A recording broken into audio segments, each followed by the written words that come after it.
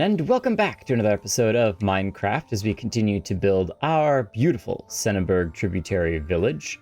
And today we've got two amazing builds, so let's not waste any time and get right into it. As you saw in the time lapse, we have over here on the left-hand side our beautiful, it was supposed to be a wax shop. You can actually see in the time lapse, I tried to build a candle on top, but I realized it would just be too tall and kind of awkward looking.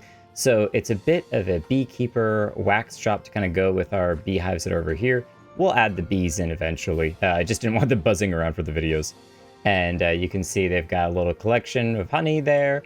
And but to go along with bees, they also wax. They have a little bit of a flower shop slash growery, a little bit of a greenhouse to allow them to grow all different types of flowers, both for the dyes that they use, as well as for being able to give to the bees. And all that awesomeness. In here, we have the actual shop itself where they're selling all sorts of beautiful candles. You can come and get your lanterns. In the ears, they've got the little vats for dropping the candles into wax, so that way they can, create the candles. There's no string, so we're just using chains instead. And then upstairs, we have our little bit of a living area.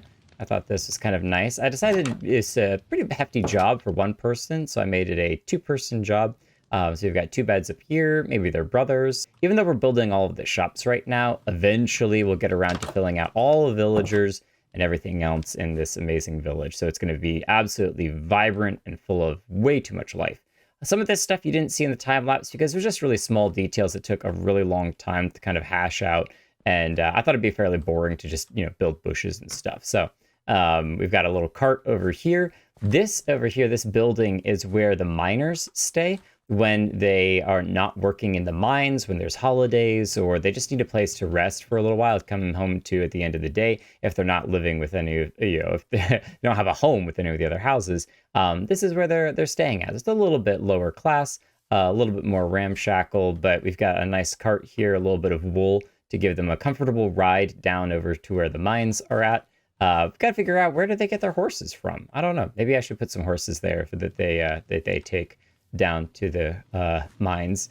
And in here we have a nice area for them to stay at. It's 4 seats because there's four miners that will live here, and just very, very simple little rooms here.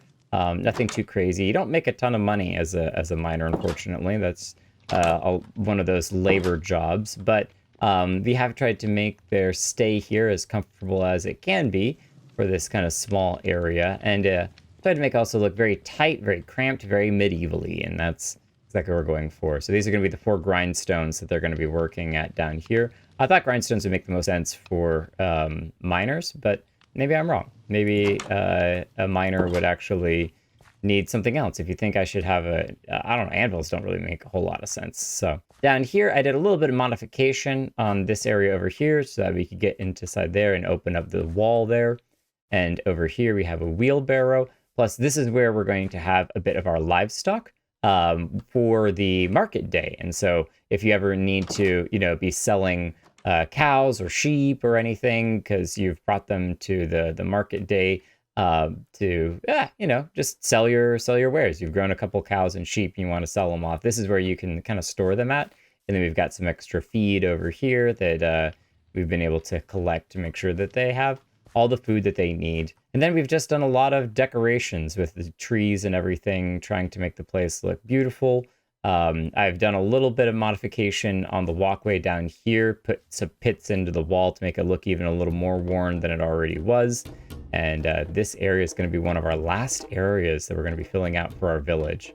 But yeah, overall, I think it came out really, really nicely. I'm liking this really, really big house on the corner right there. It almost looks like it's about to fall over, but it blends nicely with the tree. Oh my goodness. Okay, glowberries, you're going a little hard, a little too hard. We're gonna have to get some shears and trim those back because they were not supposed to be growing all the way down to the water level.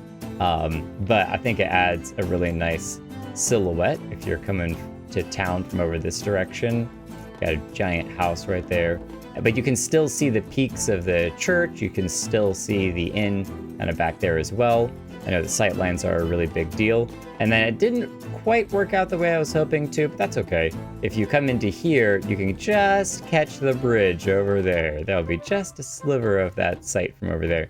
That was, again, another sightline thing. I wanted you to be able to see the bridge, but I really wanted you to be able to see our copper spire that we're eventually going to build up there where that, tower of dirt is right now. So all about, catching little glimpses of stuff. I want the world to feel really, really full and vibrant. Once we add the bees and we add some livestock and we add all of our villagers and get them named, this place is going to be just buzzing with life, and I'm very excited for it. So yeah, that's about as simple as it gets. Thank you all for watching, and those of you who have subscribed and moved over from the other channel. Hope that I am keeping up with expectations when it comes to the builds on these videos. That's pretty much what they're all about right now, is just, how beautiful they are. Hope you all enjoyed, and I will see you all in the next one. We're getting very close to finishing Senaburg. If you want to be included, feel free to drop a fantasy name down in the comments below, and I'll get you included as a villager.